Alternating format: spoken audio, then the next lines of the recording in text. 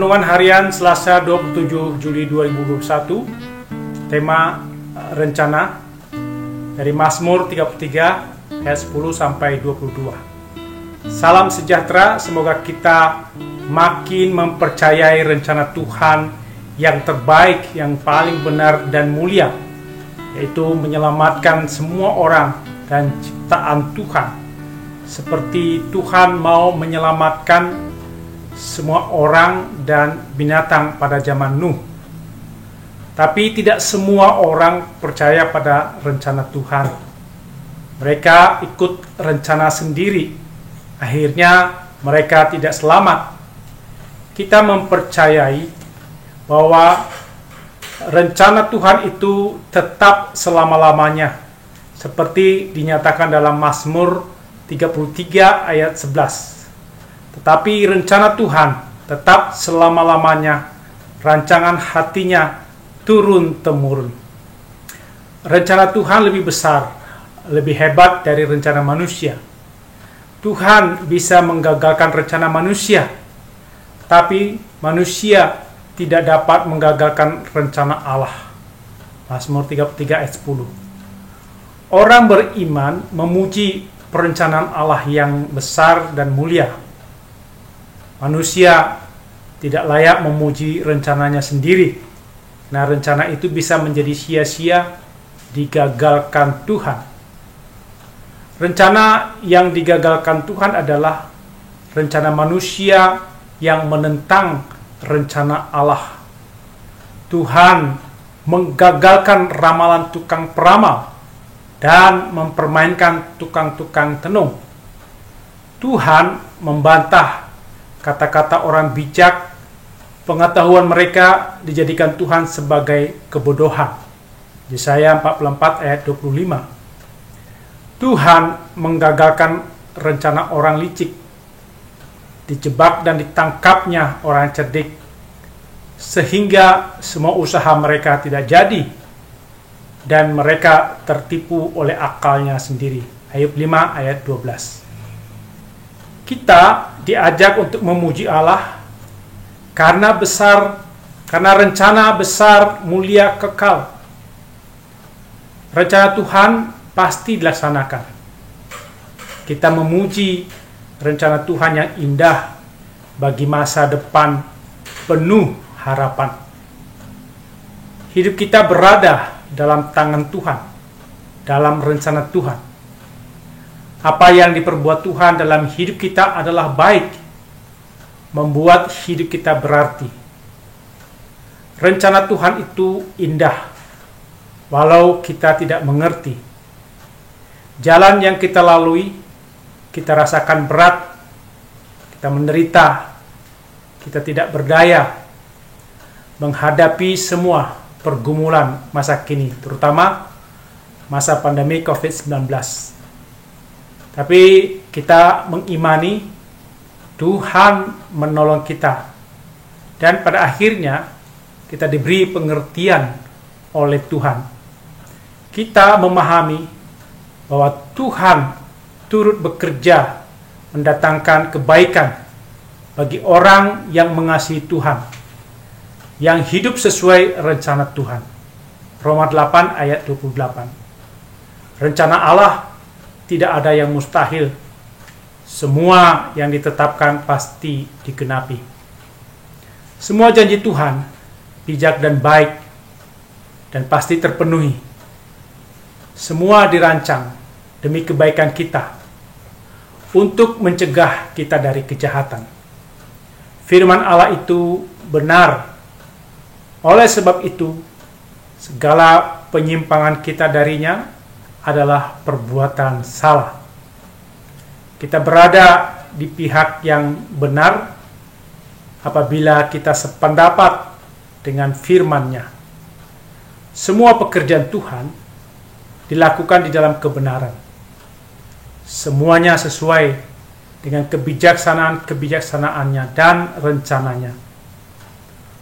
Orang benar dalam Tuhan adalah orang yang ikut rencana Tuhan, bukan rencana sendiri. Rencana Tuhan adalah yang terbaik, membawa kemenangan, kebahagiaan, dan kepuasan hati.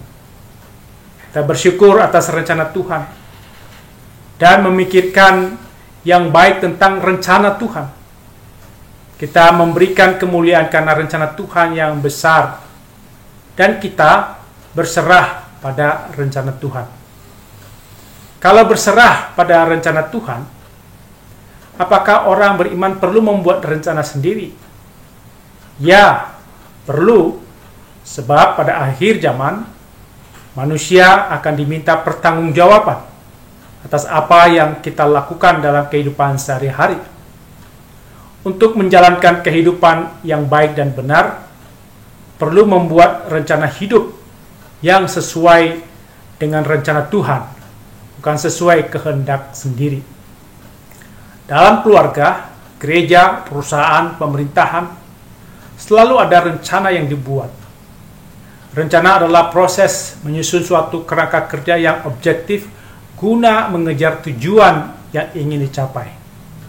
Kita membuat sebuah perencanaan. Kita perlu membahas tujuan dan upaya yang harus kita lakukan. Membuat tujuan dalam rencana, kita sesuaikan dengan tujuan Tuhan, yaitu mendatangkan keselamatan, kebaikan, kedamaian, keadilan, kebenaran. Membuat keputusan juga merupakan bagian dalam proses perencanaan. Keputusan yang diambil harus memperhatikan masa depan. Dan setiap keputusan yang dibuat harus berhubungan dengan tujuan yang ingin dikejar. Proses perencanaan itu penting karena berperan dalam menggerakkan seluruh fungsi pengaturan dalam keluarga, gereja, bisnis, pemerintahan. Sebuah gereja yang memiliki rencana berarti setiap anggota komisi bidang memiliki arah yang jelas dan bisa membantu mengurangi hal-hal yang tidak penting atau kurang membantu dalam mencapai tujuan. Selain memiliki tujuan dan sumber daya, perencanaan juga harus bisa diukur keberhasilannya, masuk akal, bukan angan-angan. Rencana dibuat dengan realistis, sesuai keadaan zaman, dan mempunyai kerangka waktunya. Gereja, keluarga, bisnis, pemerintahan sudah membuat rencana kerja. Tapi karena ada pandemi COVID-19, semua rencana berubah karena kegiatan harus dilakukan secara online. Keluarga sudah merencanakan pernikahan anak jauh-jauh hari. Tapi karena pandemi COVID-19 ada yang ditunda. Tapi ada juga yang tetap melaksanakan hanya dengan kebaktian pernikahan saja, dengan yang hadir terbatas. Kita percaya bahwa segala sesuatu di dalam hidup kita bukan kita yang menentukan, sebab kita tidak tahu apa yang terjadi besok. Yakobus 4 ayat 13-14. Manusia punya rencana, tapi Tuhan yang menentukan. Ada anak punya rencana menjadi dokter, malah menjadi pedagang. Kita harus rendah hati dengan mengatakan bahwa Tuhan yang berkuasa atas rencana hidup kita, bukan diri kita. Orang yang congkak merasa rencana dirinya lah yang paling menentukan hidupnya, bukan Tuhan. Orang yang tidak punya rencana, hidupnya seperti benda terapung yang dibawa kemana-mana oleh arus laut. Hidup itu harus punya rencana, tapi rencana manusia berdasarkan rencana Tuhan. Orang yang tidak ikut rencana Tuhan harus tanggung sendiri resiko yang terjadi. Orang yang ikut rencana Tuhan, dijanjikan Tuhan keselamatan, kedamaian, keadilan, kasih, kebaikan. Apakah orang kecelakaan di jalan tol itu rencana Tuhan atau rencana manusia? Bukan rencana Tuhan. Sebab Tuhan tidak punya rencana mencelakakan. Perjalanan di tol adalah perencanaan dan persiapan manusia. Setiap orang yang merencanakan perjalanan harus ikut rencana Tuhan, yaitu rencana keselamatan, damai, kebaikan. Kalau kebut-kebutan di tol itu bukan rencana keselamatan atau kebaikan, tapi rencana kecelakaan. Orang yang percaya pada rencana Tuhan bukan berarti orang menjadi fatalis, yaitu orang yang percaya dan menyerah saja kepada nasib. Percaya pada rencana Tuhan itu berarti berpengharapan pada Tuhan. Kata miskin, sakit, gagal, kita akan bertindak sesuai kehendak dan rencana Tuhan. Dan selalu ada jalan keluar sesuai rencana Tuhan. Dalam membuat rencana, kita tidak tahu hari esok. Namun kita berpengharapan pada Yesus yang berjalan beserta kita, memimpin langkah kita agar tegap dan hati tenang, seperti ungkapan PKJ 241. Manusia membuat rencana, tapi tidak memahami sepenuhnya apa yang akan terjadi di masa depan. Seorang ibu P berencana bahwa dia bersama suami mau menjaga cucu ketika anak-anaknya sudah menikah dan diberi Tuhan anak. Tapi rencana itu gagal karena suaminya dipanggil Tuhan. Apakah ibu P tidak boleh membuat rencana seperti itu?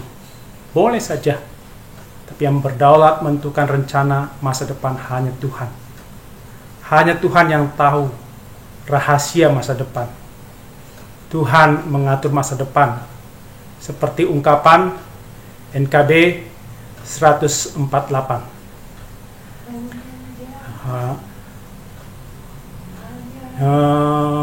Yang tahu segala rahasia, tiada ku takutkan kuasa gelap, masa yang datang tak jelas, tapi ini terang bagiku, tangan Tuhan yang atur segenap.